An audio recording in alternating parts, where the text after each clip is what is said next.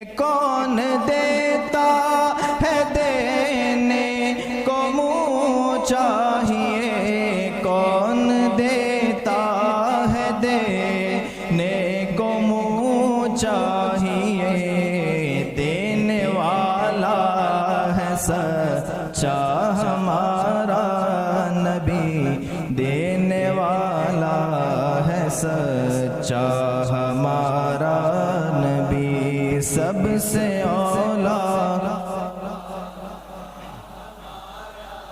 نبی، سب سے بالا وہ والا۔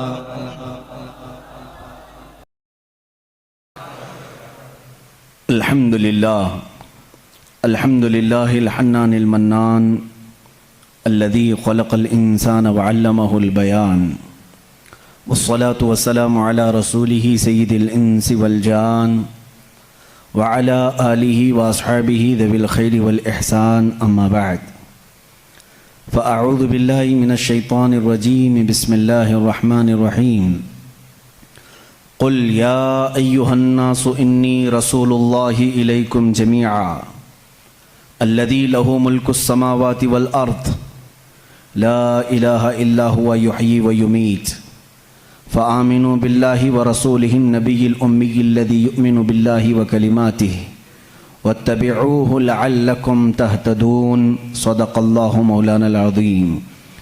بارگاہ رسالت معاب صلی اللہ علیہ وسلم میں درود پاک کا ہدیہ پیش کریں۔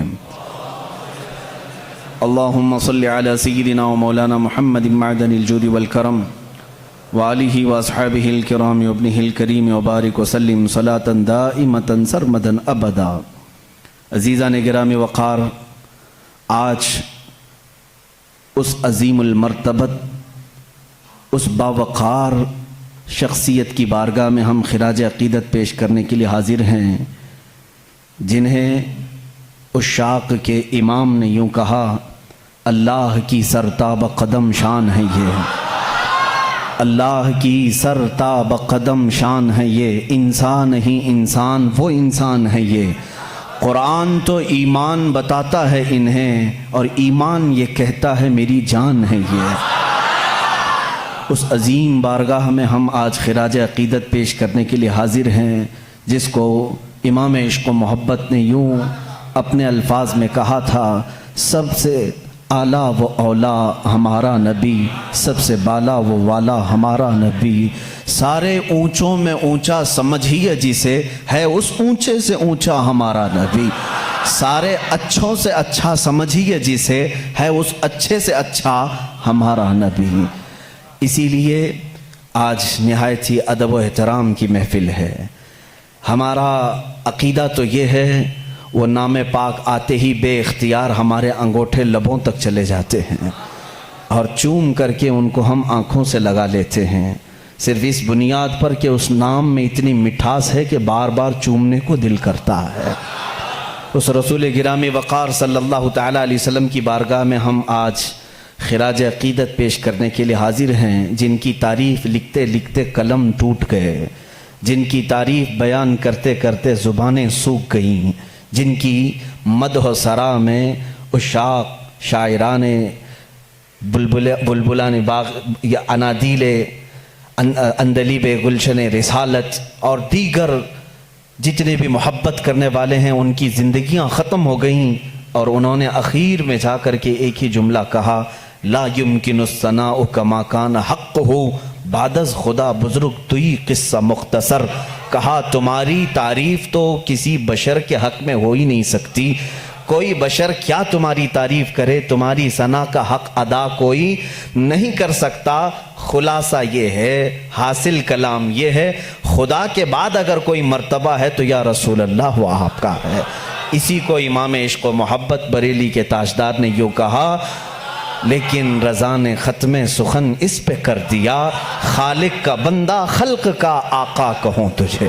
وہ خالق کا بندہ ہے اور خلق کا آقا ہے، ایک ہی فیصلہ کیا ہے، خالق کا بندہ ہے اور خلق کا آقا ہے۔ یہی قرآن کہہ رہا ہے، قل یا ایہا الناس انی رسول اللہ الیکم جمیعا، اے محبوب آپ فرما دیں تمام انسانوں سے۔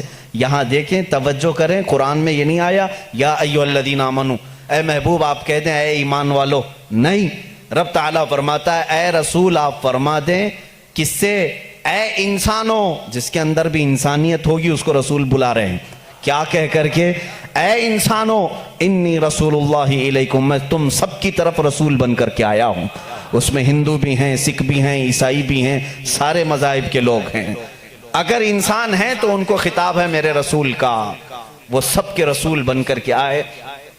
اسی کو عزیزان گرامی مداحان رسول نے یوں کہا ہے، لیکن رضا نے ختم سخن اس پہ کر دیا، خالق کا بندہ خلق کا آقا کہوں تجھے۔ اس لفظ پر توجہ رکھیں، وہ ہے خالق کا بندہ اور خلق کا آقا ہے۔ ایک جگہ پر اعلیٰ حضرت رضی اللہ تعالیٰ عنہ جا کر یوں ششدر رہ گئے، شش و پنج میں، یعنی اس کو ہم شش و پنج اس لیے میں کہہ رہا ہوں تفریح کے لیے آپ کے لیے، کہتے ہیں ایک اپنی نعت میں، ممکن میں یہ قدرت کہاں، واجب میں عبدیت کہاں، یعنی میں رسول کو خدا بھی نہیں کہہ سکتا اور عام بشر کہوں یہ بھی ان کے لیے مناسب نہیں، کیا کہوں؟ ممکن میں یہ قدرت کہاں، واجب میں یہ عبدیت کہاں، حیرت نے جھنجھلا کر کہا یہ بھی نہیں وہ بھی نہیں، اس کے بیچ میں ہے، عام بشر بھی نہیں ہے اور یہ خدا بھی نہیں ہے، ہاں وہی جس میں آپ نے کہا خالق کا بندہ خلق کا آقا کہوں تو۔ اس لفظ پر توجہ رکھیں، ہم اپنی بحث کو آج آگے بڑھاتے ہیں۔ عزیزان گرامی، رسول محمد عربی صلی اللہ تعالیٰ علیہ وسلم جن کے آنے کا زمانہ بہت آخر میں ہے لیکن وہی اصل کائنات ہے، زمانہ ان کے بعثت کا اخیر میں ہے لیکن وہی اصل کائنات ہے۔ اب یہاں پر کچھ لوگوں کو مجھے سمجھا کر کے آگے بڑھنا ہوگا، جس کو اقبال نے کہا ہے وہی اول وہی آخر وہی یاسین وہی طٰہٰ وہی فرقان۔ ان کا ایک شعر ہے طویل ہے کہ قرآن میں جہاں یاسین آیا ہے، طٰہٰ آیا ہے یا فرقان آیا ہے، سب سے مراد یہ محمد عربی کی ذات ہے، اور وہ اول بھی ہیں اور آخر بھی ہیں۔ ایسا کیسے ہو سکتا ہے کوئی ایک شخص شروع میں بھی ہو اور آخر میں بھی؟ ایسا کیسے ہوتا ہے؟ محمد عربی صلی اللہ علیہ وسلم اول بھی ہیں آخر بھی ہیں، ایسا کیسے؟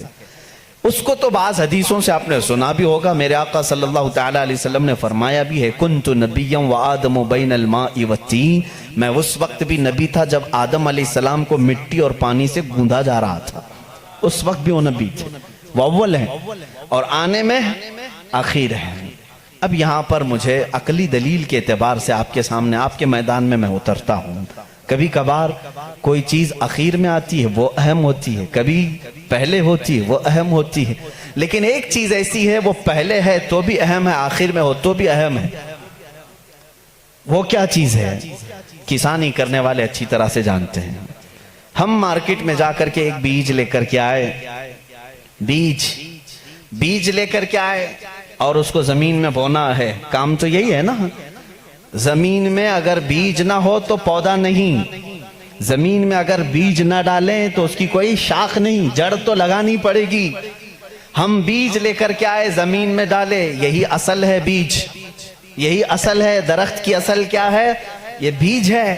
ہم نے بیج زمین میں بو دیا، پودا نکلا، اس کے بعد بڑھتا گیا، فصلیں ہونے لگی، جب جوان ہوا تو ڈالیاں تھوڑی مضبوط ہوئیں، پھر اس کے بعد اس کی شاخیں پھیلی، پھر جوان ہوا اور بڑی عمر کا ہوا، اب اس میں پتے پھیلنے لگے، جب بڑا ہو گیا درخت تو اب اس میں پھول آئے، پھول آنے کے بعد پھر پھل آئے، اور پھر پھل کے بعد ہم نے دیکھا جو بیج زمین میں بویا تھا آخر میں پھل میں وہی بیج نکل آیا، پھر وہی بیج آیا۔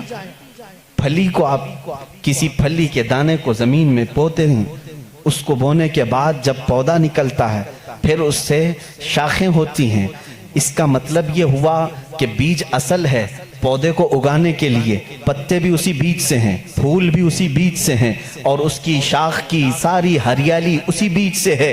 لیکن یہ درخت اختتام کہاں پر ہوتا ہے؟ جب پھل دیتا ہے، پھل دینے کے بعد پھر آخر میں وہی بیج دیتا ہے جو تم نے زمین میں بویا تھا۔ اس کا مطلب یہ ہوا کہ بیج اول میں ہو تو بھی اہمیت کا حامل ہے، آخر میں آئے تو بھی اہمیت کا حامل ہے۔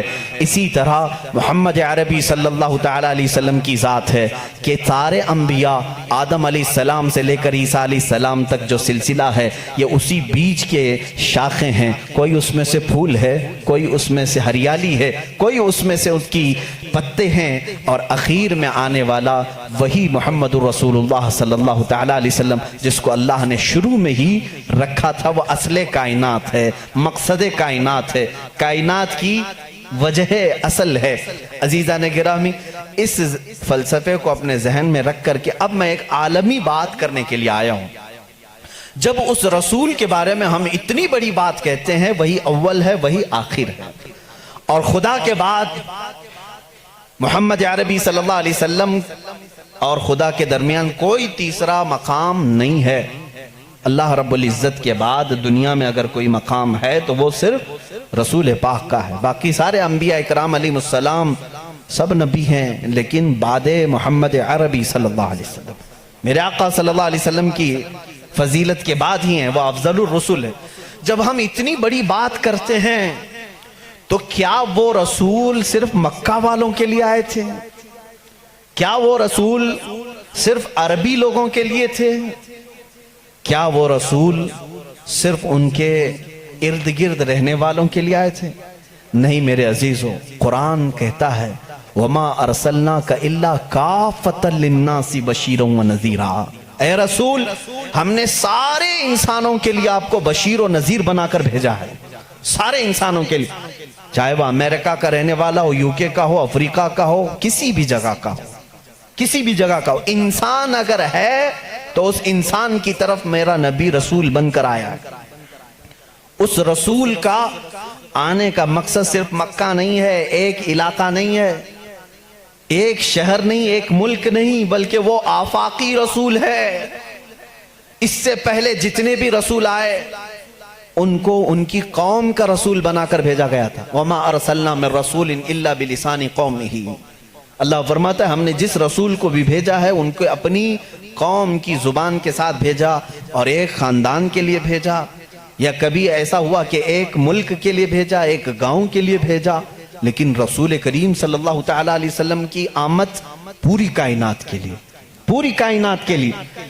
اب اس میں ایکسپشن کچھ بھی نہیں ہے. کائنات میں آدم علیہ السلام بھی آئے, اور ان کے بعد جتنے نبی آئے وہ بھی شامل ہوئے, اور قیامت تک پیدا ہونے والے جتنے انسان ہیں وہ سب شامل ہوئے, سب اس کائنات میں آئے. اب کائنات میں صرف انسانوں کے لیے ہی وہ رسول نہیں آئے, بلکہ ملائکہ کی جتنی لمبی فہرست ہے ان کے لیے بھی وہ رسول ہے, اور پھر اللہ رب العزت کے جتنی مخلوقات ہیں ان سب کے لیے بھی وہ رسول ہے. ایک ذات ہے اتنی تکمیل پائی ہوئی, اتنی کامل کہ اس کی تعریف بیان کرتے کرتے زبانیں سوکھ جائیں گی. میں اگر رسول کریم صلی اللہ تعالیٰ علیہ وسلم کی رسالت کس کس کے لیے ہے یہ ٹاپک لے کر چلوں, شاید پتہ نہیں کتنے سالوں لگ جائیں. وہ تو پرندوں کے لیے بھی رسول ہیں, جانوروں کے لیے بھی رسول ہیں. پرندوں کے لیے کیسے رسول ہیں ایک الگ ٹاپک ہے, وہ جانوروں کے لیے کیسے رسول ہیں وہ الگ ٹاپک ہے. وہ جنات کے رسول ہیں, ان میں کیا تبلیغ کریں گے ان کے لیے الگ رسول ہے, الگ ایک ٹاپک ہے. میرے عزیزو, اتنا ہی نہیں, وہ نبیوں کے بھی رسول ہیں.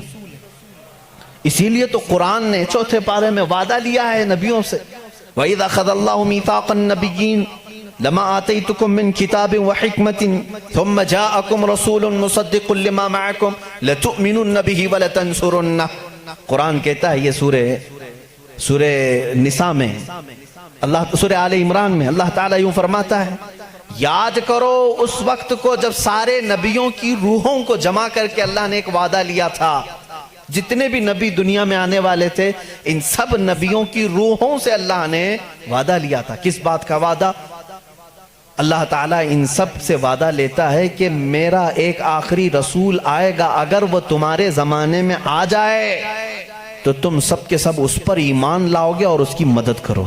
لَتُؤْمِنُنَّ بِهِ وَلَتَنْصُرُنَّهُ. تم ضرور اس کی مدد کرو گے اور اس پر ایمان لاؤ گے. پھر کسی اور کی شریعت اس کے ہوتے ہوئے نہیں رہے گی. وہ رسول آ جائیں تو پھر ساری شریعتیں ختم ہوں گی, صرف شریعت مصطفیٰ چلے گی. اسی لیے تو ایک بار حضرت عمر فاروق رضی اللہ تعالیٰ عنہ تورات پڑھ رہے تھے حضور کے سامنے, حضرت ابو بکر بھی بیٹھے تھے, رضی اللہ تعالیٰ عنہما. تو حضور صلی اللہ تعالیٰ علیہ وسلم کا چہرے کا رنگ بدل رہا تھا, ناراضگی کے آثار نظر آ رہے تھے. حضرت عمر دیکھ ہی نہیں رہے تھے, وہ پڑھے جا رہے تھے. تورات کس کی کتاب ہے؟ موسیٰ علیہ السلام پر اتری ہے, مقدس کتاب ہے. حضور اکرم صلی اللہ تعالیٰ علیہ وسلم کے اس جلال کے اثر کو صدیق اکبر رضی اللہ تعالیٰ عنہ نے بھانپ لیا. حضرت عمر کو انہوں نے زور سے کہا, اے عمر دیکھتے نہیں رسول کریم صلی اللہ تعالیٰ علیہ وسلم کی ناراضگی کو؟ حضرت عمر نے کتاب بند کر دی. کہا, یا رسول اللہ صلی اللہ علیہ وسلم, اس کتاب کی تصدیق تو ہمارا قرآن بھی کرتا ہے کہ تورات آئی تھی, جگہ جگہ قرآن میں تورات کا ذکر ہے. یہ موسیٰ علیہ السلام پر اتری تھی اور اللہ کی کتاب ہے, وہی تو میں پڑھ رہا تھا. رسول پاک صلی اللہ تعالیٰ علیہ وسلم نے فرمایا, اے عمر جس پر یہ کتاب اتری وہ کون ہے؟ موسیٰ علیہ السلام. اگر موسیٰ علیہ السلام بھی آج زندہ ہوتے تو وہ تورات نہیں قرآن پڑھ رہے ہوتے. ان کے پاس اس بات کے علاوہ کوئی اور دوسری گنجائش نہیں تھی کہ وہ صرف اور صرف مجھ پر ایمان لائیں اور قرآن پر عمل کریں اگر وہ زندہ ہوتے. اس کا مطلب یہ ہوا کہ یہ رسول انبیاء اکرام اور رسولوں کا بھی رسول ہے.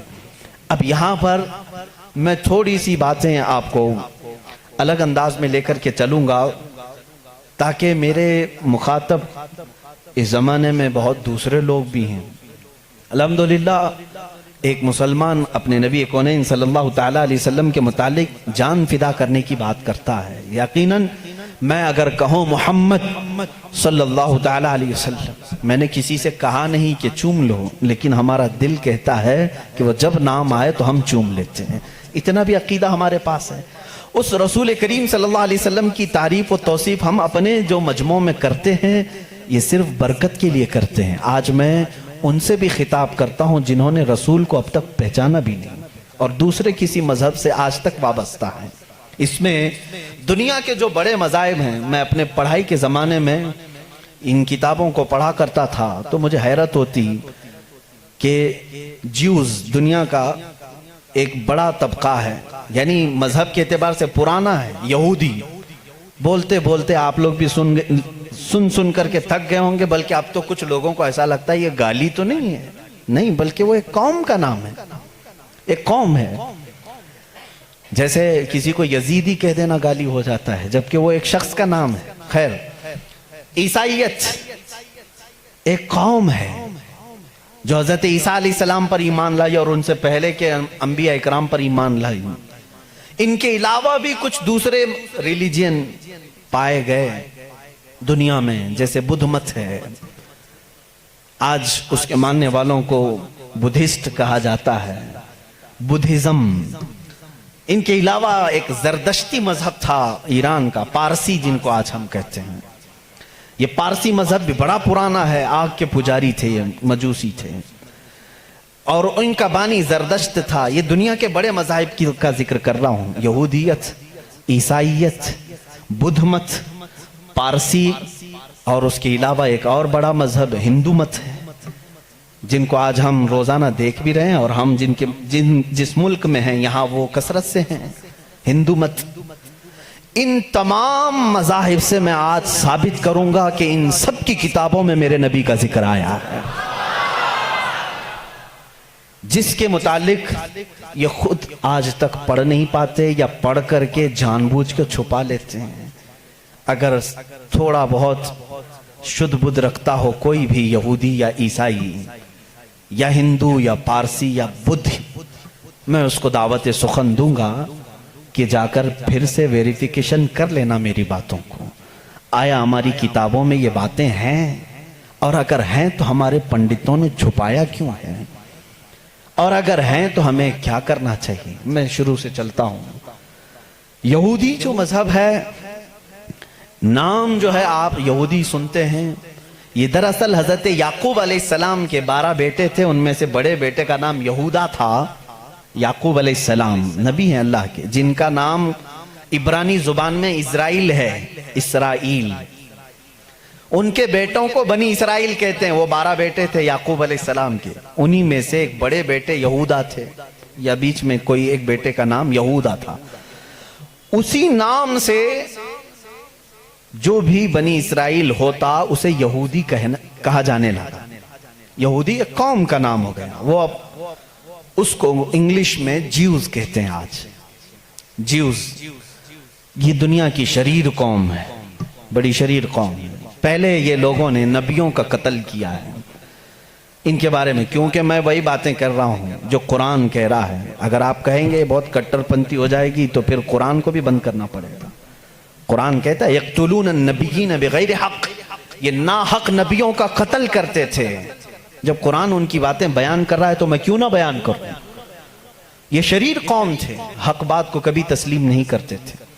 بہرحال زکریا علیہ السلام کے قاتل یہ ہیں, یحییٰ علیہ السلام کے قاتل یہ ہیں, اور عیسیٰ علیہ السلام کو سولی پر چڑھانے کے سارے بندوبست انہی نے کیا. یہ بات مجھ سے نہیں, عیسائیوں سے جا کے پوچھ لو.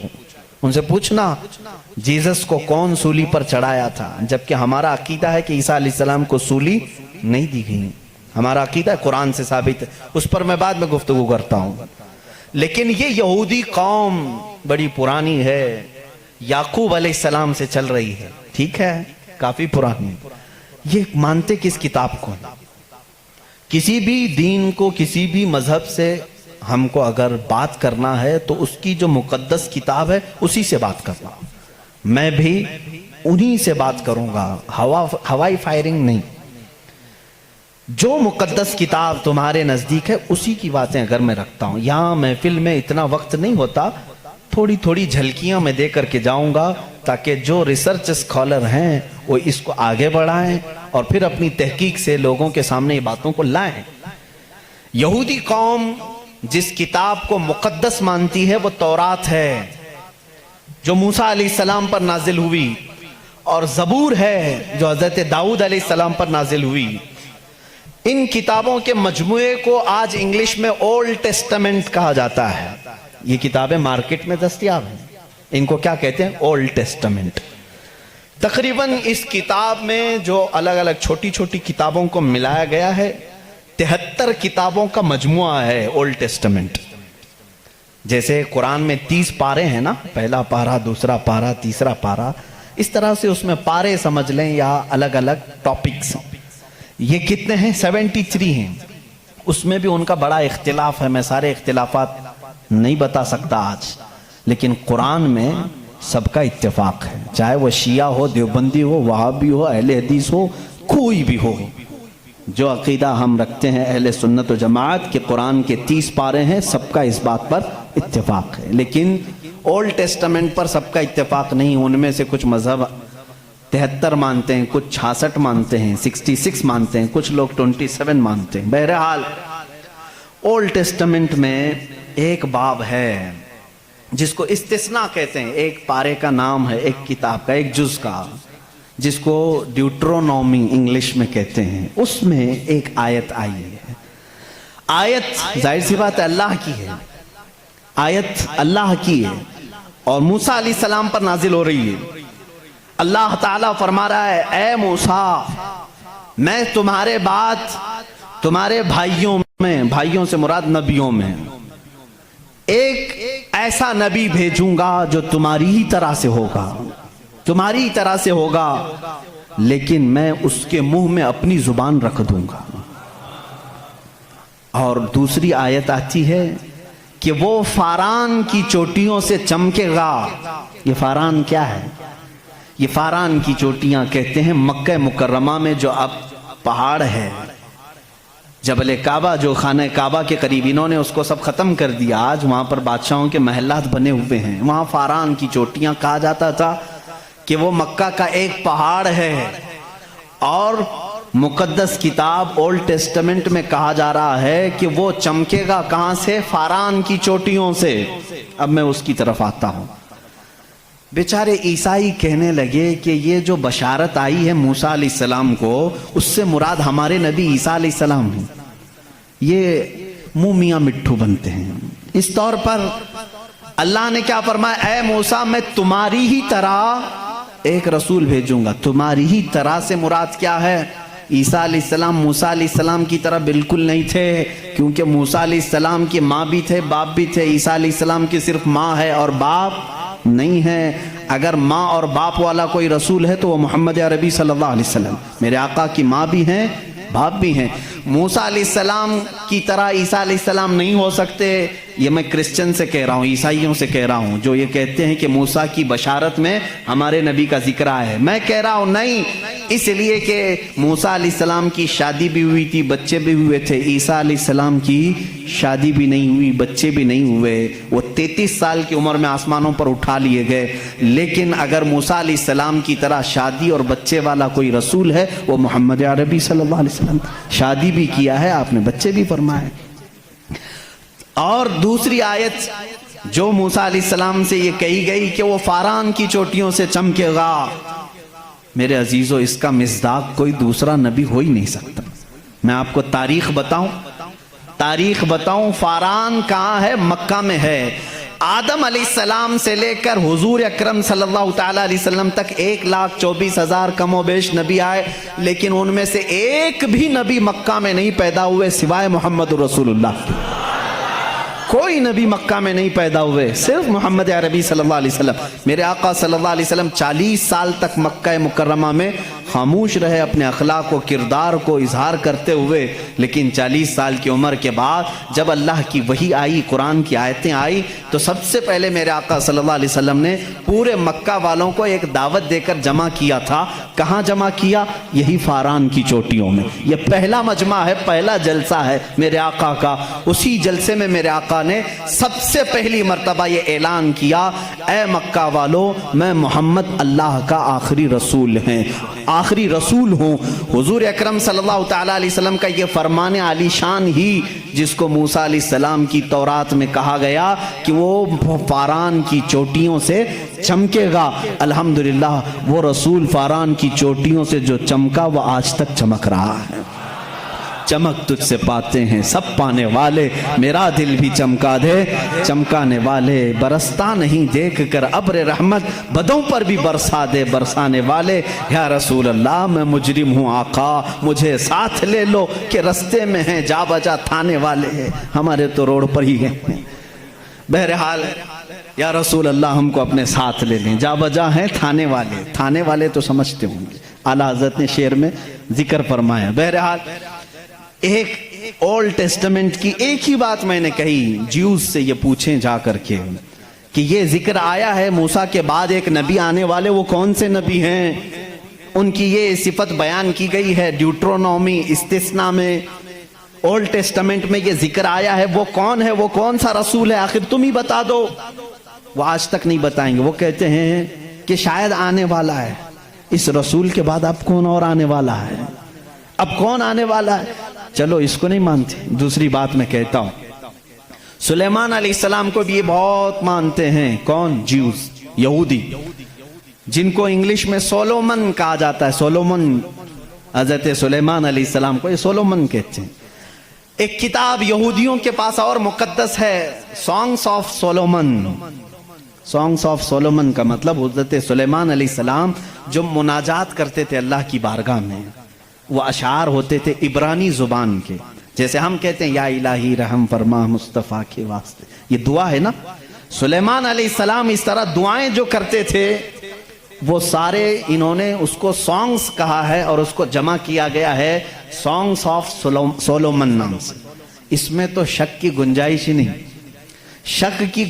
ہی نہیں, کیونکہ حیرت اس بات کی ہوگی وہ عبرانی زبان جس کو آج ہیبرو کہتے ہیں, اسرائیل میں آج بھی بولی جاتی ہے. یہ اسرائیل جو دیکھ رہے ہیں نا آپ, جو ناسور ہے, کینسر کا پھوڑا ہے پورے دنیا کے بیچ میں, یہی اسرائیل کی بات میں کر رہا ہوں. یہ آج بھی جو بولی بولتے ہیں وہ ہیبرو ہے, ہیبرو اس کو عبرانی کہتے ہیں. اس زبان میں آج بھی سانگس آف سولومن حضرت سلیمان علیہ السلام کے مناجات میں یہ لکھا گیا ہے, سب سے پیارا, سب سے مبارک, سب سے شان والا, جس کی اللہ کے ہاں پہنچ ہے, جس کی اللہ کے ہاں مرتبت ہے, اس کا نام محمد ہے. یہ کون کہتا تھا؟ سلیمان علیہ السلام. اور نام لفظ محمد آج بھی موجود ہے عبرانی زبان میں, آج بھی لفظ محمد، اور اس کے ساتھ لفظ ام آیا. ام کہتے ہیں بڑا محترم شخص جس کی سارے لوگ عزت کریں. سلیمان علیہ السلام کہتے ہیں وہ ام ہے. ام ہے. ام کا مطلب ہیبرو میں ہے سب سے زیادہ عزت والا. اور سلیمان علیہ السلام نے وہ کر کے بھی دکھایا. وہ تخت پر جو بیٹھتے تھے سلیمان علیہ السلام، اس تخت کو جب آپ حکم دیتے ہواؤں میں اڑ تو وہ اڑنے لگ جاتا.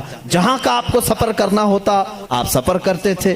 اور وہ تخت ایسا نہیں کہ ایک اڑن تشتری ہے چھوٹی سی، بلکہ اتنا بڑا تخت تھا کہ آپ کے دائیں جانب 500 نبی اس زمانے کے بیٹھتے تھے، بائیں جانب 500 اولیاء امت بیٹھتے تھے. اور وہ تخت جب اڑتا آسمانوں پر ہواؤں کو اللہ نے ان کے لیے مسخر کر دیا تھا، اور وہ جس طرف حکم کرتے اڑتا تھا. ایک مرتبہ یہ بھی اسرائیلی روایات میں بھی موجود ہے، سلیمان علیہ السلام اڑتے ہوئے جا رہے تھے یہی تخت پر بیٹھے ہوئے. اچانک آپ نے تخت کو نیچے اترنے کا حکم دیا اور سارے لوگوں سے کہا پیدل چلو. تخت اٹھا کر لے جایا گیا، پیدل چلنے لگے. بہت لمبا عرصے تک لمبی مسافت پیدل چلنے کے بعد پھر آپ سوار ہوئے، پھر سب کو سوار کر لیا.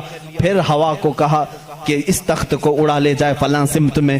مصاحبین نے پوچھا اتنا لمبا، یہ اتنی لمبی مسافت آپ نے پیدل چلایا صرف ورزش کرانے کے لیے نہیں؟ سلیمان علیہ السلام نے جواب دیا میں اس لیے تخت کو نیچے اتار دیا کہ یہ وہ زمین ہے جہاں آخری نبی آنے والا ہے.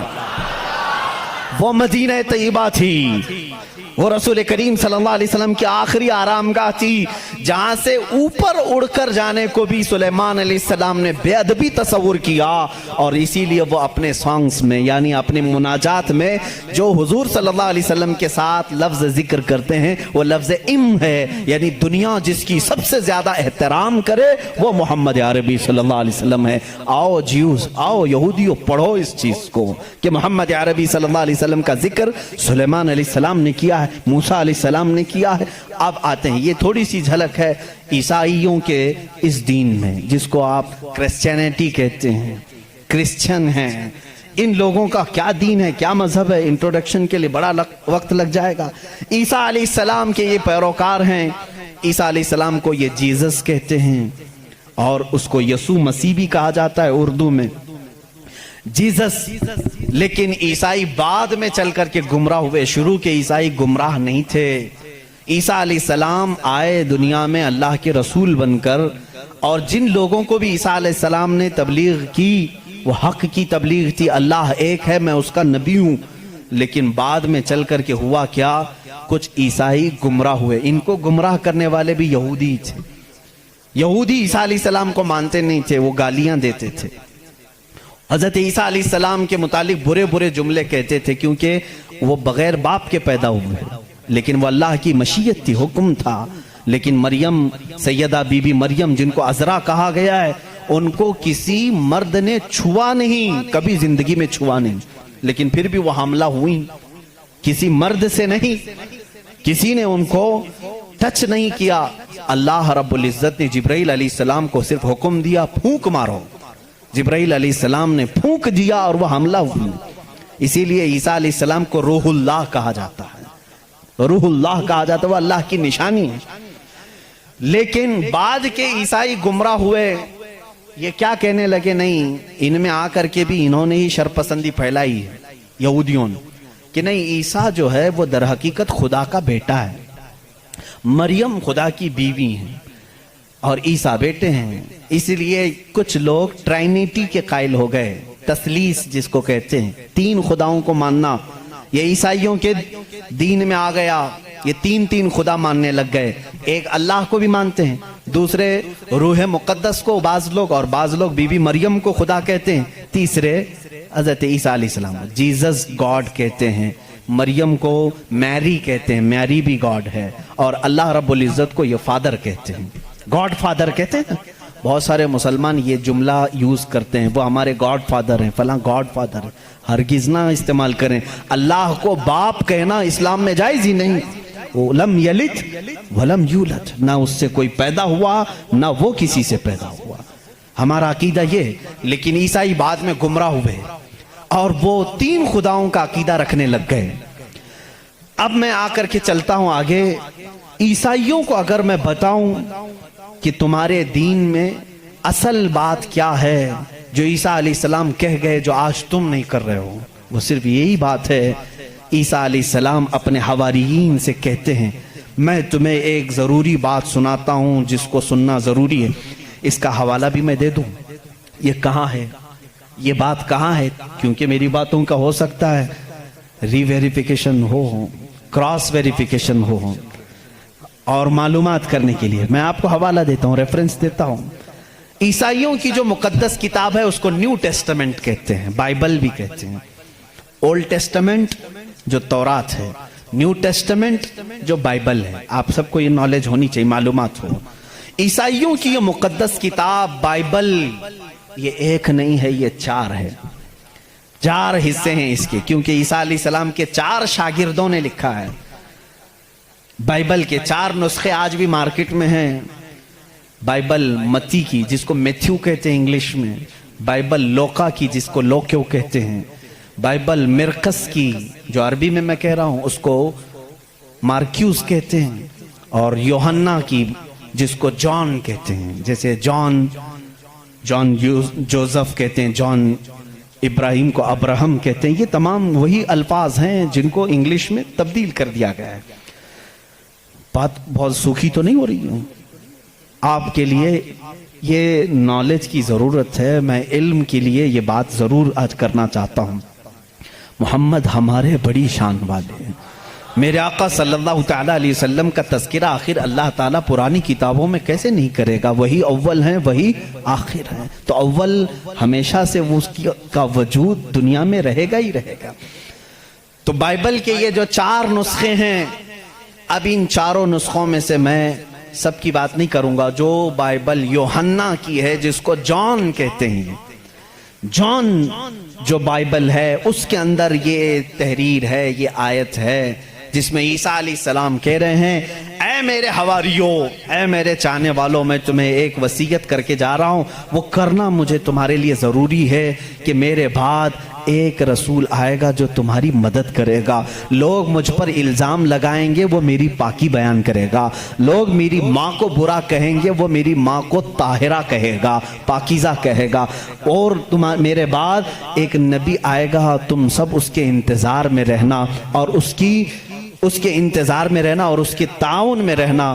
لوگوں نے پوچھا ہم اس کو کیسے پہچانیں، اس کو کیسے پہچانیں، وہ کہاں سے آئے گا، کیسے آئے گا؟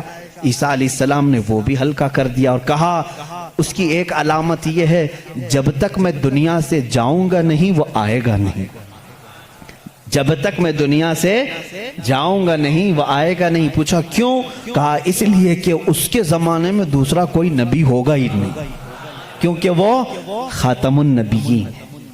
اللہ اللہ، ان عیسائیوں سے قادیانیوں کو سیکھنا چاہیے، ان کا عقیدہ تو یہ تھا۔ عیسیٰ علیہ السلام یہ اپنے حواریین سے کہہ رہے ہیں جان بائبل کی کتاب، اس میں یہ تحریر موجود ہے، یہ عبارت موجود ہے، اور اس میں لوگوں نے پوچھا ہم اس کو کیسے پہچانیں، کیا ہیں اس کی نشانیاں کیا ہیں؟ تو ایک یونانی ورڈ ہے، آج بھی بائبل میں ہے، پیریکلیٹوس نام سے، انگلش میں اس کو پیریکلیٹوس کہتے ہیں۔ یہ لفظ آج بھی کتابوں میں موجود ہے، آج بھی ہے، اور ان ظالموں نے اس کا ترجمہ الگ الگ کیا۔ عیسیٰ علیہ السلام نے کہا تھا کہ وہ پیریکلیٹوس ہوگا، تم اس کو پہچانو گے، تو اس کا ترجمہ یہ لوگ کرتے ہیں وہ ایسا ہوگا ویسا ہوگا، بلکہ حقیقت میں یہ یونانی ورڈ کا ترجمہ ہوتا ہے نہایت ہی رحم دل، بلکہ ہر انسان کے لیے وہ رحمت ہوگا، ہر انسان کے لیے رحمت ہوگا، بلکہ اس کے ترجمے میں پیریکلیٹوس کے ترجمے میں کہا گیا ہے جو جانوروں سے بھی اچھا سلوک کرے، جو کائنات کی ہر چیز سے اچھا سلوک کرے، اسے پیریکلیٹوس کہا جاتا ہے۔ اب اس کا مصداق قرآن کی آیت میں ہے وَمَا أَرْسَلْنَاكَ إِلَّا رَحْمَةً لِّلْعَالَمِينَ، اس رسول ہی کو اللہ نے رحمت کہا ہے جس کو عیسیٰ علیہ السلام کی اس بائبل میں کہا گیا پیریکلیٹس ہوگا، وہ رحمت ہوگا۔ عیسائی آج بھی لوگوں کو گمراہ کر رہے ہیں ان کے بڑے، کیونکہ اگر وہ کہہ دیں گے کہ پیریکلیٹس رحمت والا وہ مدینے والا ہے تو ان کا دھندا بند ہو جائے گا، یہاں کون آئے گا پاؤں چومنے، سب کے سب پھر مدینے کا رخ کریں گے۔ اسی لیے چھپاتے ہیں لیکن ہم بتاتے رہیں گے انشاءاللہ۔ عزیزان گرامی، عیسیٰ علیہ السلام کی پاکی بیان کرنے کی بات آئی، انہوں نے کیا نشانی بتائی؟ وہ رسول آئے گا، میری پاکی بولے گا، مجھ پر الزام لگائیں گے اور میری ماں کو گالیاں دیں گے تو وہ اسے طاہرہ کہے گا۔ آؤ میں آپ کو حضور صلی اللہ تعالی علیہ وسلم کے زمانے تک پوری ہسٹری بتا دوں، 550 سال کی۔ عیسیٰ علیہ السلام کے ساتھ ہوا کیا؟ جب آپ 33 سال کی عمر کے تھے، یہودی دشمنی پر آ گئے اور ایسی دشمنی کیے کہ آپ کو قتل کرنے کا منصوبہ بنا کر آپ کے گھر کے ارد گرد آ گئے، یروشلم میں، جہاں یہ آج جا کر کے اس کو اپنی کیپٹل سٹی بنا رہے ہیں۔ عیسیٰ علیہ السلام کو وہاں پر انہوں نے گھیر لیا۔ رات کے وقت عیسیٰ علیہ السلام اکیلے تھے اپنے گھر میں، اپنے شاگردوں کو جو تعلیم دینی تھی سب دے کر کے بھیج دیا، اور حضرت عیسیٰ علیہ السلام نے کہہ بھی دیا تھا اب میں تم سے ملاقات نہیں کروں گا، کیونکہ انہیں بھی پتا تھا کہ اب کیا ہونے والا ہے۔ رات کے وقت یہودی گھر کے اطراف جمع ہیں، اس کے بعد ایک یہودی کو انہوں نے بھیجا کہ جا اندر دیکھ کر کیا عیسیٰ ہے کہ نہیں ہے۔ وہ اندر گیا، میرے رب کی حکمت دیکھیں، اللہ تعالیٰ نے عیسیٰ علیہ السلام کو اسی وقت آسمانوں پر اٹھا لیا، اور جو اندر آیا تھا اس کو عیسیٰ علیہ السلام کی شکل دی تھی۔ جو ڈھونڈنے آیا تھا عیسیٰ علیہ السلام کی آدھی شکل، چہرے سے لے کر یا پیٹ تک کی شکل اس کو اللہ نے دے دی۔ اب بہت دیر تک وہ باہر نہیں آیا تو باہر جو قتل کے منصوبے سے کھڑے تھے انہوں نے کہا اس کا کیا انتظار کریں، حملہ کرو، حملہ کرو، دھاوا بول دو۔ گھر پر سب گھس گئے، اندر آئے تو جوش میں ہوتے، جیسے آتنکی جوش میں ہوتے ہیں، انہیں پتہ ہی نہیں رہتا کس کو مار رہے ہیں کس کو جلا رہے ہیں۔ یہ اندر آئے، دیکھا پلنگ پر عیسیٰ کی شکل ہے علیہ السلام، اس کو پکڑا اور قید کر کے لائے، اسے مارا اور لا کر کے سولی پر چڑھا دیا، اس کو پھانسی دے دی۔ کس کو پھانسی دی ہے؟ اب سب کو معلوم ہونا چاہیے، یہ عیسائیوں کو بھی معلوم نہیں تھا، یہودیوں کو بھی معلوم نہیں تھا کس کو پھانسی دی، کیونکہ یہ بتانے کے لیے اب کوئی نبی ہی تو آنا چاہیے ہوا کیا تھا، اندر گھر میں ہوا کیا تھا کون بتائے گا۔ یہودی جلدی سے پکڑ کر لا کر پھانسی تو دے دیے، لیکن بعد میں ان کو خود کو ٹینشن ہونے لگا کہ ہم نے عیسیٰ کو پھانسی دی تو ہمارا آدمی کہاں گیا، جس کو چیکنگ کے لیے بھیجا تھا وہ غائب ہی ہو گیا، وہ کہاں گیا؟ اور اگر یہ ہمارا آدمی ہے، کیونکہ نیچے سے ہمارا ہی دکھ رہا ہے، پیروں تک اللہ نے بدلا نہیں تھا، آدھی شکل اللہ نے عیسیٰ علیہ السلام کی دی تھی، نیچے سے دیکھنے میں تو یہ ہمارا ہی لگ رہا ہے، اور یہ اگر ہمارا ہے تو پھر عیسیٰ کہاں گئے؟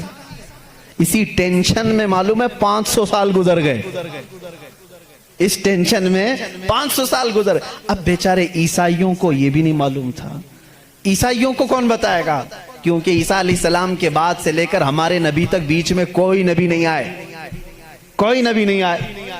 عیسیٰ علیہ السلام کو آسمانوں پر جب اٹھا لیا گیا تب سے تاریخ شروع ہوئی، جو آج ہم تاریخ میں بیٹھے ہوئے ہیں 2021 میں، یہ 2021 سے پہلے کا واقعہ ہے۔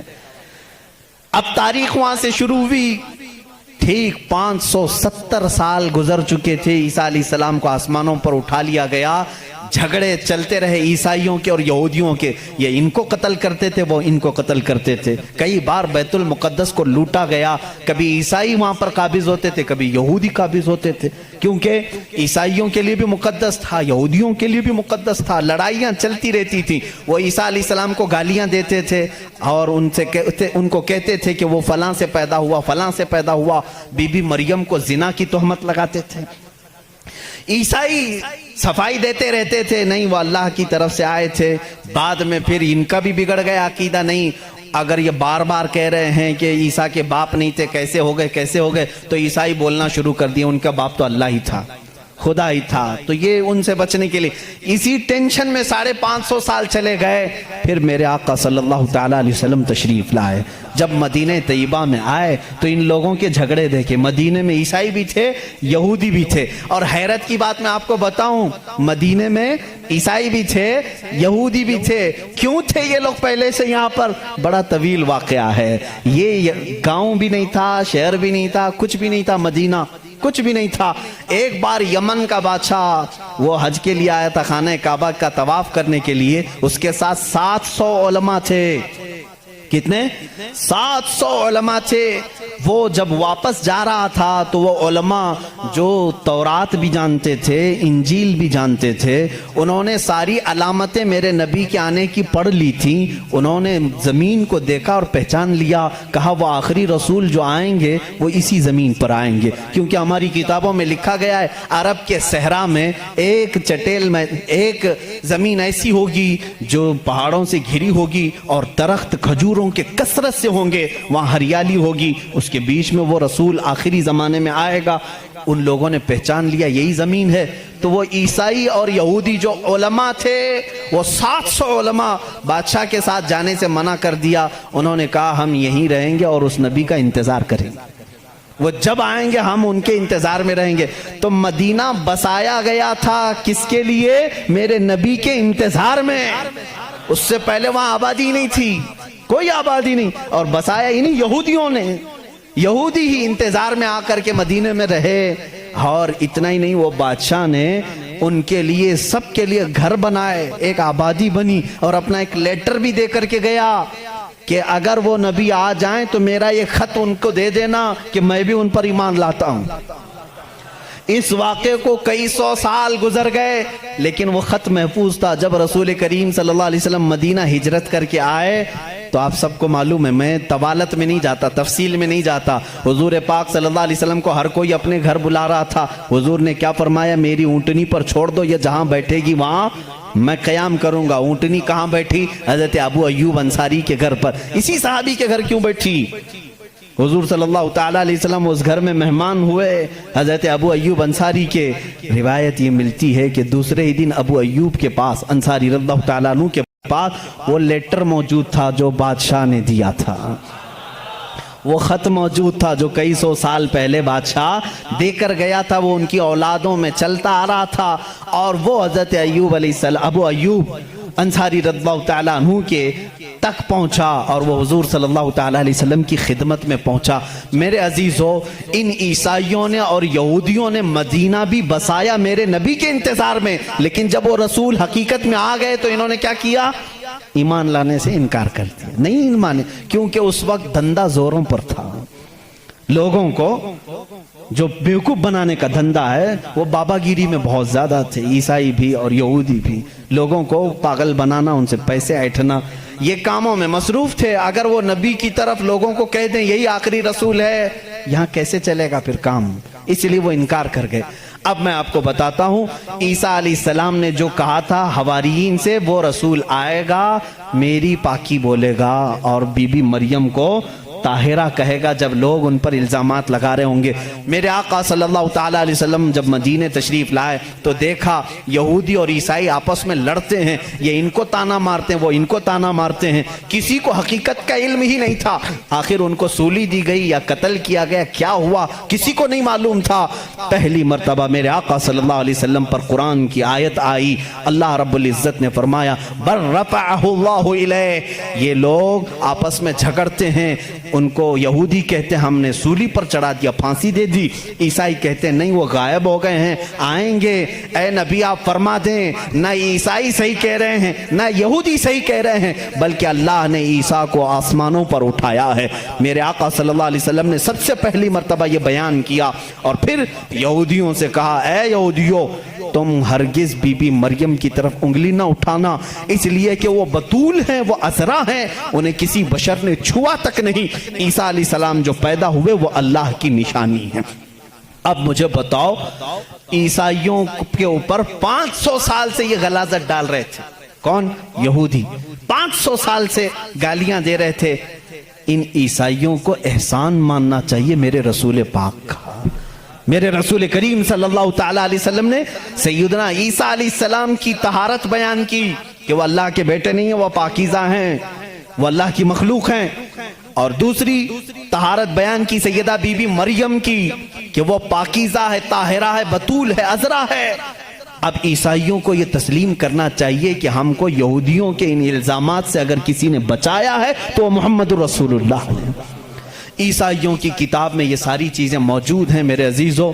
اب یہاں پر بات بہت زیادہ ہے، میں آپ کو مختصر لے کر کے جا رہا ہوں۔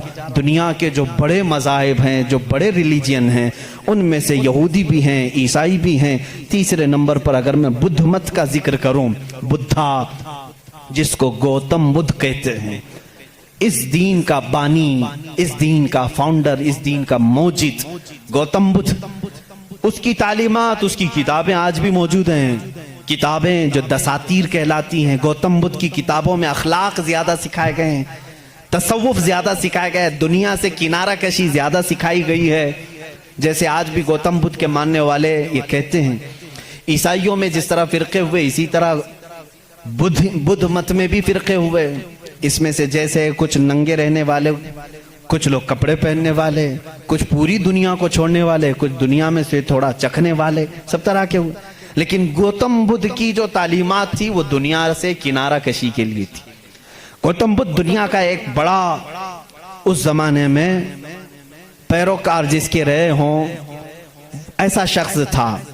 اب اس کی ایک کتاب جو اس کے ایک شاگرد نے لکھی ہے، اس کی تعلیمات کو جمع کیا ہے، جس کو کہتے ہیں چکاوتی سننا، یہ کتاب ہے۔ اس کتاب میں گوتم بدھ تعلیم دے رہا ہے، کہتا ہے کہ اے میرے چاہنے والوں، اے میرے مریدوں، اے میرے شاگردوں، سنو میں تمہیں ایک بڑی بات بتاتا ہوں۔ کہا میں ایک ہی بدھا نہیں ہوں، دنیا میں ایک بہت بڑا بدھا آئے گا۔ بدھا کہتے ہیں پاکیزہ اور مقدس آدمی کو، مقدس آدمی کو بدھا اس زبان میں کہا جاتا ہے۔ ایک اور ایک بڑا بدھا آئے گا اور وہ تبلیغ کرے گا۔ اس کی تبلیغ شروع میں بھی عروج پر ہوگی اور جب پھیلے گی تو ہزاروں کی تعداد میں ہوگی۔ اس نے کہا جس طرح میرے شاگرد سینکڑوں میں ہیں، اس کے شاگرد لاکھوں میں ہوں گے۔ بدھا نے کہا گوتم بدھ عیسیٰ علیہ السلام سے بھی 700 سال پہلے کا ہے، 700 سال پہلے عیسیٰ علیہ السلام سے۔ میں تو عیسیٰ علیہ السلام کا ذکر کر چکا ابھی۔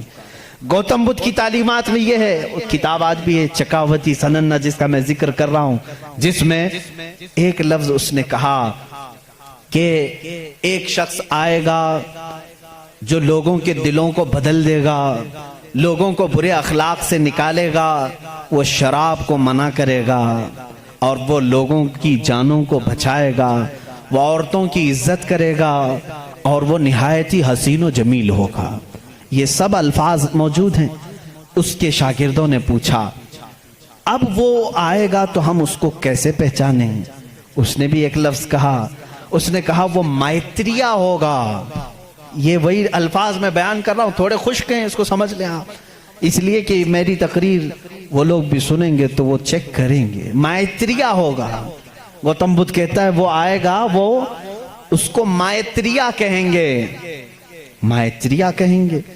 مائتریا کا اب لفظ کا ترجمہ نکالنا پڑے گا کہ کیا ہے یہ، حقیقت میں اس کا معنی کیا ہے۔ مائتریا کا جب عربی میں ٹرانسلیٹ کیا گیا تو اس کو کہا گیا رحمت للعالمین۔ اس نے کہا اس کو کہا جائے گا مائتریا۔ مائتری کا مطلب ہوا سارے جہانوں کے لیے جو رحمت ہوگا۔ مجھے بتاؤ میرے عزیزوں، سارے جہانوں کے لیے رحمت میرے نبی کے علاوہ کون بن کر آیا؟ قرآن کہتا وما ارسلناک الا رحمت للعالمین، اے محبوب ہم نے آپ کو سارے جہانوں کے لیے رحمت بنا کر کے بھیجا ہے۔ گوتم بدھ نے پھر جو نشانیاں بتائی وہ حیرت کی ہیں، حیرت کی ہیں۔ اس کا ایک خادم تھا انندا نام سے، اس خادم کو لے کر کے وہ ہمیشہ چلتا تھا اور اس کی وہ بڑی حفاظت کرتا تھا انندا۔ اور سری لنکا کی زمین پر یا کسی اور علاقے میں اس نے انندا نے پوچھا کہ تم جس مائتریا کا ذکر کرتے ہو کہ ایک بڑا بدھا آئے گا، اس کی کچھ نشانیاں بھی تو بتاؤ۔ تو اس نے کہا گوتم بدھ نے کہ مجھے جہاں تک معلوم ہوتا ہے جس طرح تو میرا انندا ہے اسی طرح وہ مائتریا کا بھی ایک خادم ہوگا جو اسے کندھوں پر بٹھا کر کے ایک غار تک لے جائے گا۔ اور دوسرے کچھ الفاظ میں اس کی تشریح بعض لوگوں نے کہا وہ حضرت انس رضی اللہ تعالیٰ عنہ جو حضور صلی اللہ علیہ وسلم کے خادم تھے، ہمیشہ حضور کے ساتھ رہتے تھے، ہر جنگ میں حضور کے ساتھ تھے، ڈیفنس کے لیے رہتے تھے حضرت انس رضی اللہ تعالیٰ عنہ. بہرحال اس نے پھر پوچھا آنندا نے گوتم بدھ سے کہ بدھا اس کی اور کچھ نشانیاں بتاؤ کہ جب وہ آئے گا تو کیسا ہوگا. تو اس نے کہا کہ وہ پیدا ہوگا تو صبح ہو رہی ہوگی، وہ پیدا ہو رہا ہوگا صبح ہو رہی ہوگی، جس سہانی گھڑی چمکا طیبہ کا چاند. میرا نبی کس وقت دنیا میں آیا ہے؟ صبح صادق کے وقت ہے، جب صبح سورج ابھی طلوع نہیں ہوتا، جو نماز فجر کا وقت ہو رہا ہوتا ہے، اسی صبح صادق میں میرے آقا کی جلوہ گری ہوئی ہے. یہ ان کی کتابوں سے. میں پہلے اب یہاں پر ایک بات اس کو واضح کر دوں، سپشٹ کر دوں اس چیز کو ان کی زبان میں، کہ ہمیں ہماری نبی کو پہچاننے کے لیے کسی دوسرے دین کی ضرورت نہیں. میں اپنے نبی کو رحمت للعالمین تسلیم کرتا ہوں. میرا قرآن کہہ رہا ہے بس مجھے کافی ہے. میں تو تم سے کہہ رہا ہوں، ان لوگوں سے جس کو تم مقدس مانتے ہو، چلو ہم انہی کو اٹھا کر تمہیں بتائیں. ظاہر سی بات ہے، الفضل لما شہید بہ الاعداء، عربی میں کہا جاتا ہے فضیلت تو اس کی ہے جس کی دشمن بھی گواہی دیتے ہوں. اب بدھا یہ کہتا ہے، گوتم بدھ یہ کہتا ہے کہ وہ بدھا آئے گا تو وقت صبح کا ہو رہا ہوگا. پھر کہا اس نے کہ اس کی ایک اور علامت میں تمہیں بتاؤں کہ اس کو بہت بڑی بصیرت ملے گی، بہت بڑی بصیرت، نالج اس کے پاس بہت بڑا آئے گا، اتنا بڑا آئے گا کہ وہ اس نالج سے پوری دنیا کو دیکھے گا.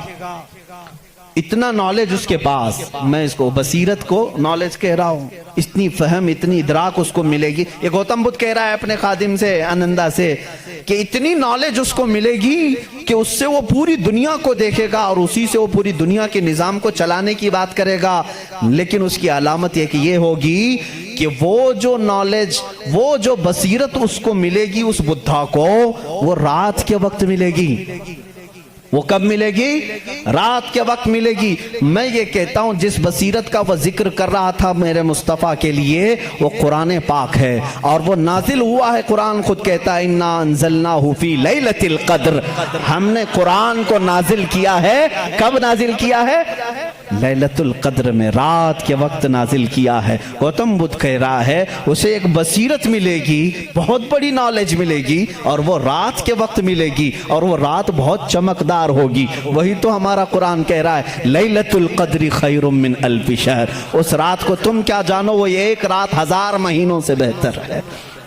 رات کے وقت بصیرت ملی. تیسری اور ایک اس نے علامت بتائی.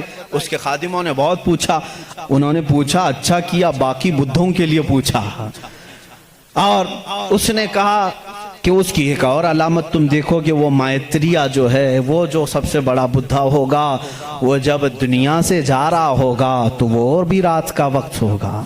دنیا سے جا رہا ہوگا وہ بھی رات کا وقت ہوگا، لیکن اس کے چلے جانے کے بعد کوئی اس جیسا بدھا قیامت باقی کبھی نہیں آئے گا، کبھی نہیں آئے گا. اور اس رات اندھیرا ہوگا. یہ سب اس نے، یہ چکاوتی سننا جو کتاب میں بتا رہا ہوں اس میں اور کچھ دساتیر ہیں، اس میں یہ باتیں بیان کی گئیں. اب میں آپ کو بتاؤں وفات رسول کے متعلق. میرے آقا صلی اللہ تعالیٰ علیہ وسلم جس وقت دنیا سے رخصت ہو رہے تھے، ماں عائشہ صدیقہ رضی اللہ تعالیٰ عنہ اس کی گواہ ہیں. وہ پیر کا دن تھا، شام ہو چکی تھی، رات کا وقت تھا، بعض روایات میں ہے. رسول کریم صلی اللہ تعالیٰ علیہ وسلم اس وقت نزع کی عالم میں تھے. حضرت عائشہ صدیقہ کے زانوں پر سر رکھ کر آرام فرما تھے اور اچانک دروازے پر دستک ہوئی اور حضور اکرم صلی اللہ علیہ وسلم نے فرمایا اجازت ہے اندر آ جاؤ. حضرت عائشہ نے کہا کون ہے جو اندر آ رہا ہے، اس حالت میں آپ کی تکلیف ہے ابھی؟ رسول کریم صلی اللہ علیہ وسلم نے فرمایا عائشہ یہ وہ آیا ہے جو کسی کے پاس جانے کے لیے کبھی اجازت نہیں مانگتا، وہ ملک الموت، صرف میرے پاس آنے کے لیے وہ اجازت مانگ رہا ہے اور آج کے بعد پھر کسی کے پاس جانے کے لیے اجازت نہیں مانگے گا. میں نے اجازت دے دی. ملک الموت آئے، رسول کریم صلی اللہ تعالیٰ علیہ وسلم کی روح پاک کو نکالا، رب اعلیٰ کے پاس لے گئے. یہ حضور کی وفات کے آخری اوقات، وہ بڑے غمگین ہیں، میں پھر جذبات میں ڈوب جاؤں گا. حضور اکرم صلی اللہ تعالیٰ علیہ وسلم جب وفات پائے، حضرت عائشہ صدیقہ رضی اللہ تعالیٰ عنہ کو خبر ہی نہیں تھی اس چیز کی، وہ باتیں کرتے ہوئے مصروف تھی. حضور اکرم صلی اللہ تعالیٰ علیہ وسلم کے ساتھ باتیں کرنے میں وہ مصروف تھیں، اچانک صدیق اکبر رضی اللہ تعالیٰ عنہ حجرے میں داخل ہوئے۔ اندھیرا تھا۔ حضور اکرم صلی اللہ علیہ وسلم کے جسم اقدس کے پاس جیسی آئے، حضرت صدیق اکبر نے محسوس کر لیا کہ اللہ کے آخری رسول اب دنیا سے پردہ فرما چکے۔ آپ اپنے آنسوؤں کو ضبط نہ کر سکے، آپ نے انا للہ پڑھا اور سیدھے میرے آقا کے ماتھے کو بوسہ دیا، اور اس کے بعد روتی ہوئی آنکھوں سے صدیق اکبر نے کہا واللہ لن یجمع الموتین، اللہ کی قسم اب اللہ تعالیٰ دوسری موت کبھی آپ پر نہیں لائے گا۔ ایک موت آنی تھی وہ آ گئی، اے رسول اب دوسری موت کبھی نہیں آئے گی۔ حضرت عائشہ نے یہ سن کر کے فوراً استعجاب کا اظہار کیا۔ وہ کہتی ہیں اس وقت تک انہیں احساس نہیں ہوتا کہ یہ آقا رسول کریم صلی اللہ تعالیٰ علیہ وسلم دنیا سے پردہ کر چکے ہیں۔ حضرت عائشہ کو انہوں نے اٹھایا، میرے آقا صلی اللہ تعالیٰ علیہ وسلم کے جسم ناز کو جب انہوں نے سلایا، جانتے ہو یہ وہ رات تھی۔ حضرت عائشہ کہتی ہیں میرے حجرے میں حضور کا یہ آخری دن تھا، لیکن سوئے اتفاق کہ اس رات میرے گھر میں چراغ جلانے کے لیے تیل بھی نہیں تھا۔ یہ روایت مشہور ہے۔ جس رات رسول کریم صلی اللہ علیہ وسلم کی وفات ہوئی وہ اندھیری رات تھی، اور اندھیرا کیوں نہ ہو جب سورج غروب ہو جائے، جب آفتاب غروب ہو جائے تو اندھیرا کیسے نہ ہو۔ لیکن میرے عزیزوں اس بات کو میں یہاں بتانا چاہتا ہوں،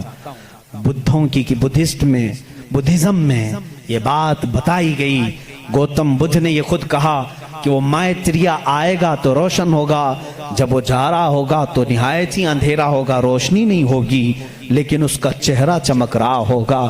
عزیزان گرامی مجھے بتاؤ جتنی علامتیں اس نے بتائی ہیں یہ میرے نبی کے علاوہ کس کی ذات میں پائی جاتی ہیں؟ اور بھی دیگر مذاہب ہیں دنیا کے، وقت نکل گیا۔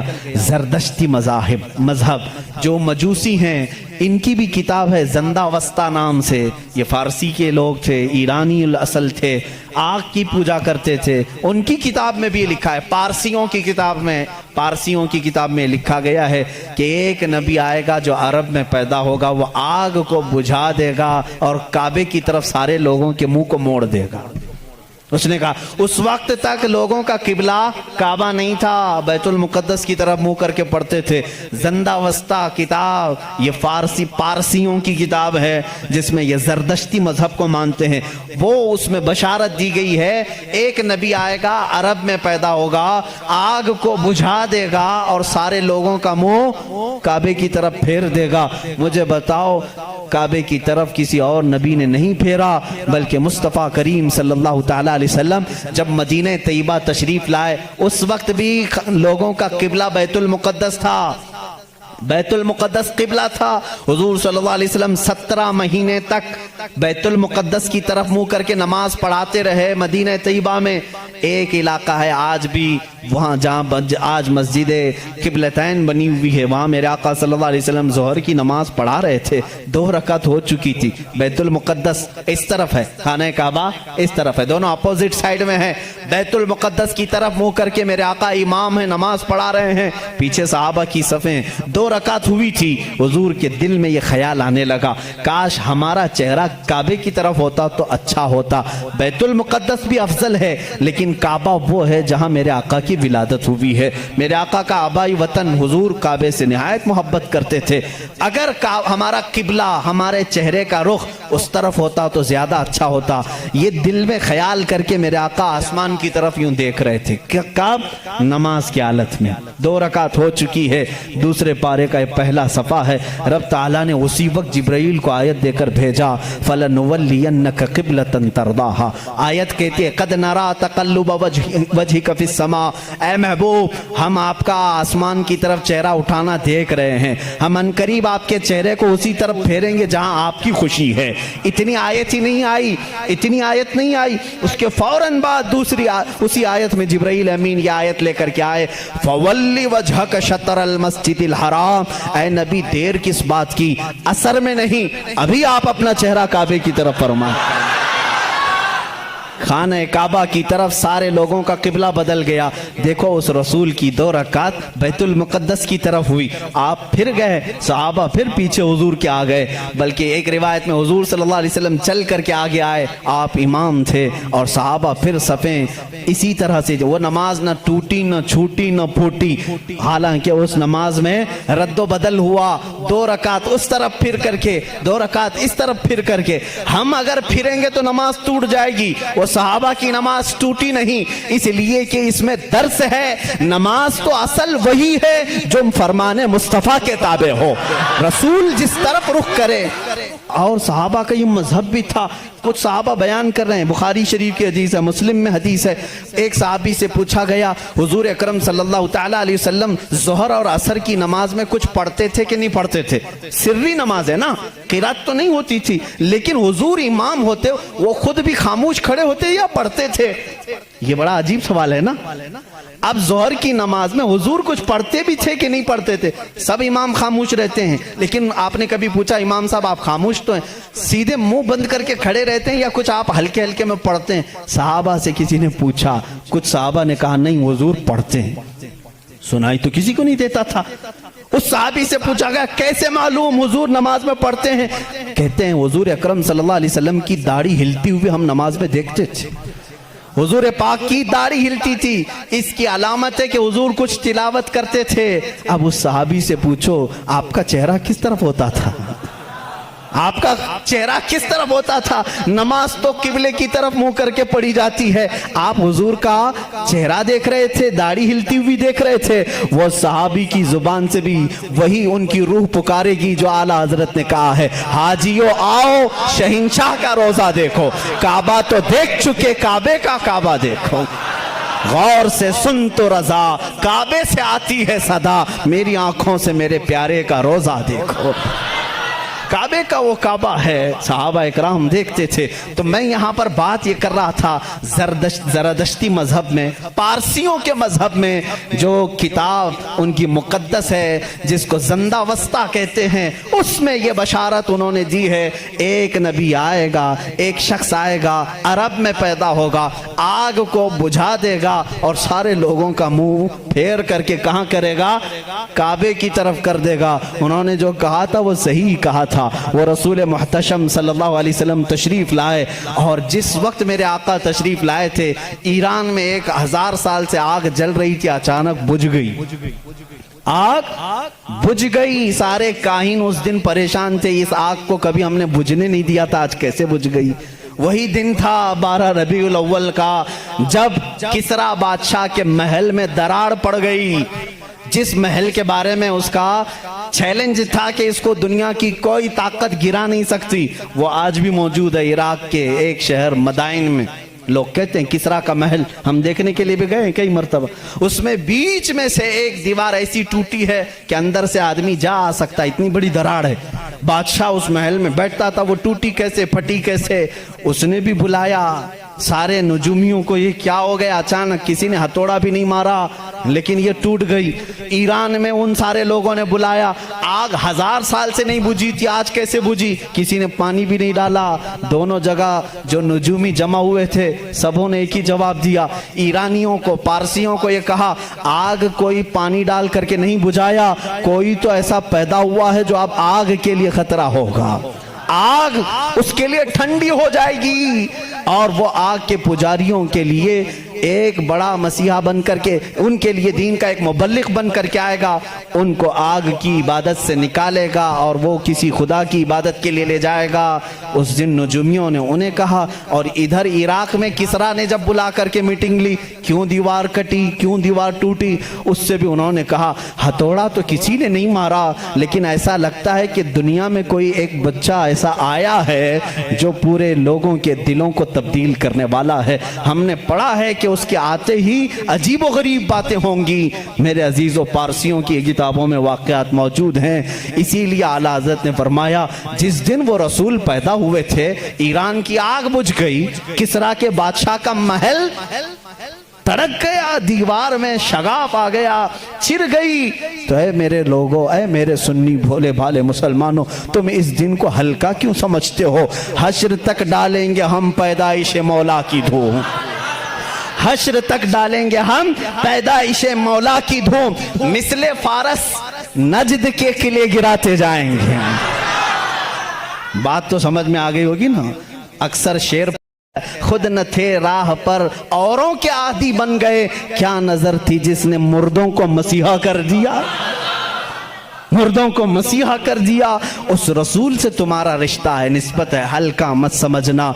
अब मैं समझता हूँ जिस नौजवान के अंदर ये फीलिंग आती है, पता नहीं दुनिया मुझे क्या कहेगी, मैं दाढ़ी रखूंगा, मैं टोपी पहनूंगा तो क्या समझेगी, ऐसा ना समझो। अगर दाढ़ी ऐब होती तो कायनात के सबसे हसीन चेहरे पर दाढ़ी कभी नहीं आती। दो जुमले आज मेरी तकरीर से लेकर के जाओ। दुनिया में सबसे ज्यादा हसीन किसको समझते हो, किसको समझते हो? और स्मार्ट और हैंडसम के लिए दाढ़ी छिलाना तुम कैसे सोचते हो? दाढ़ी छिलाने को हैंडसम बनना और स्मार्ट ये हो ही नहीं सकता। अगर ये ऐब होता तो सबसे हसीन चेहरे पर कभी आती ही नहीं, आती ही नहीं। दुनिया के सबसे हसीन चेहरे पर दाढ़ी थी और दुनिया की सबसे मुकद्दस औरत फातिमा के सर पर दुपट्टा था। ये दो जुमले आज मेरे काफी हैं, दो जुमले मेरे काफी हैं। अगर सबसे ज्यादा इज्जत वाली होने के लिए कोई औरत दुपट्टा खींच करके नंगे बाल घूमती है तो बेवकूफ है, इसलिए कि कायनात की सबसे मोहतरम खातून जिसके लिए कयामत में भी ऐलान होगा, ऐ लोगों अपनी आंखें नीची करो, फातिमा बिन्ते मोहम्मद जन्नत की तरफ जा रही है। उस खातून को जो इज्जत मिली है उसके सर पर जब दुपट्टा है तो फिर दुपट्टा कमतरी की अलामत नहीं हो सकता। जिसके सर पर दुपट्टा है वो आलीशान है, जिसके चेहरे पर दाढ़ी है वो आलीशान है, इसलिए कि मेरे रसूल का वो गुलाम है। जब कयामत, जब कब्र में जाएगा, कुछ हो या ना हो, शक्ल देख करके तो फरिश्ते ये कहेंगे सूरत ये लेकर के आया है जैसे मदीने वाले की थी, मेरे आका सल्लल्लाहु अलैहि वसल्लम की थी।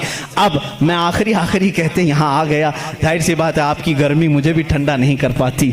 हालांकि इन लोगों ने आज कुर्सी पर बिठाया है, खड़े होने के बाद अलग मसला होता है।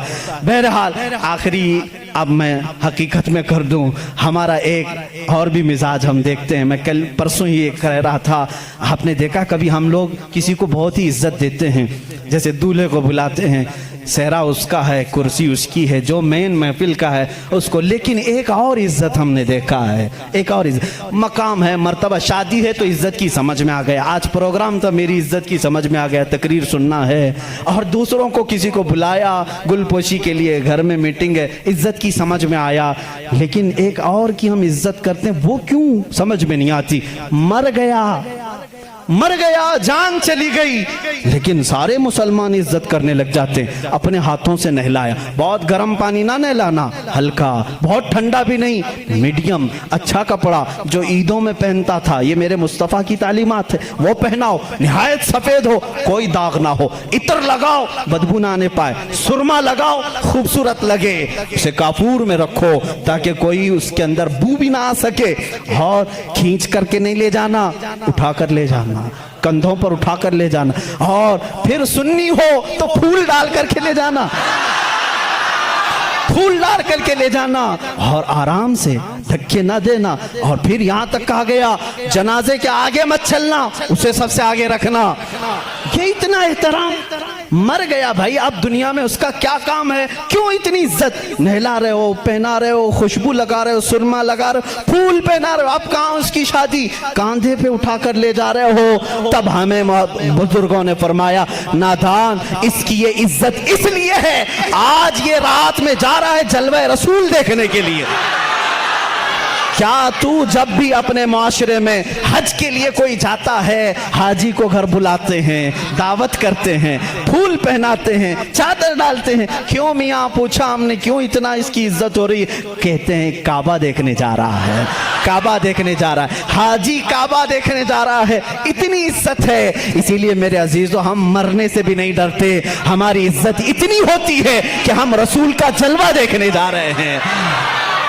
میرے عزیزو اسی پر میں اپنی گفتگو کو ختم کرتا ہوں. اب تو پائے ناز سے اے فرشتوں میں کیوں اٹھوں, اب تو پائے ناز سے اے فرشتوں میں کیوں اٹھوں, مر کے پہنچا ہوں یہاں اس دل ربا کے واسطے. وآخر دعوانا الحمدللہ رب العالمین.